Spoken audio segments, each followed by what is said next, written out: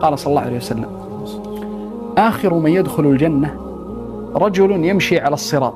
آخر من يدخل الجنة رجل يمشي على الصراط، أي صراط جهنم، فهو يمشي مرة ويكبو مرة، يسقط مرة. قال: وتسفعه النار مرة، فإذا ما جاوزها أي النار التفت إليها وقال: تبارك الذي نجاني منك، لقد أعطاني الله شيئا ما أعطاه أحدا من الأولين والآخرين.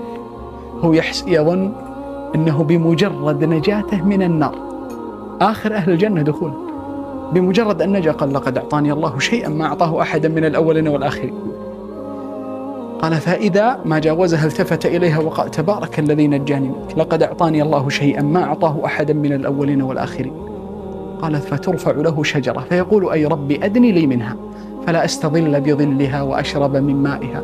فيقول الله له: يا ابن آدم، الله يتلطف مع، قال: يا ابن آدم، لعلي إن أعطيتكها سألتني غيرها. والله خزائنه ما تنفذ. قال: لعلي إن أعطيتكها سألتني غيرها. فيقول: أعاهدك أن لا أسألك غيرها، ما أسألك غيرها. قال: فيدنيه منها فيشرب من مائها ويأكل ويستظل بظلها. قال: فإذا ما أدناه منها ترفع له شجرة أخرى هي أحسن من الأولى. يقول: أي ربي أدني لي من هذه الشجرة فلا أستظل بظلها وأشرب من مائها. فيقول الله له: يا ابن آدم، ألم تعاهدني أن لا تسألني غيرها؟ فيقول: أعاهدك أن لا أسألك، ويعطي ربه عهود ومواثيق نقض الأولى. قال: فإذا ما أدناه منها ترفع له شجرة أخرى هي أحسن من الأوليين عند باب الجنة. فيقول: أي ربي أدني لي من هذه الشجرة فلا أستظل بظلها وأشرب من مائها. فيقول الله له: يا ابن آدم، ألم تعاهدني أن لا تسألني غيرها؟ فيعطي ربه عهودا ومواثيق أن لا يسأل غيرها. قال عليه الصلاة والسلام: يا أخوان تكفون، هذه الكلمة والله تحتاج درس. قال عليه الصلاة والسلام: وربه يعذره لأنه يرى ما لا صبر له عليه. العبد يعني كل شيء شايف له نعيم أكبر، والله يتدرج معه.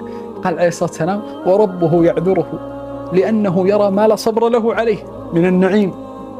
قال: فإذا ما أدناه منها سمع أصوات أهل الجنة فيقول: أي ربي أدخلنيها. فيقول الله له: يا ابن آدم، ما يصليني منك؟ يعني أي شيء يرضيك؟ ويقطع السؤال بيني وبينك. أن يرضيك أن يكون لك مثل ملك من ملوك الدنيا وعشرة أضعاف مثل ذلك. العبد استعظم العطاء، قال: أي رب أتستهزئ مني وأنت رب العالمين؟ يعني عقله لم يسمح له بمعرفة أنه بالفعل فيه نعيم عشرة يا أخي ملك من ملك الدنيا زين، ملك لو ملك أكبر ملك نعيم كل ما تشتهي نفسك تحصل. فقال: أي ربي أتستهزئ مني وأنت رب العالمين؟ استعظاما لعطاء ملك من ملوك 10 أضعاف مثل ذلك. فضحك ابن مسعود فقال لمن حوله: ألا تسألوني مما أضحك؟ أضحك يا جماعة. قال: ألا تسألوني مما أضحك؟ قال: مما ضحكت؟ قال: ضحك نبيكم صلى الله عليه وسلم.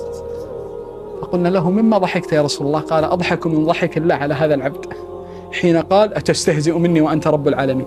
فقال الله: إني لا أستهزئ منك ولكني على ما أشاء قادر.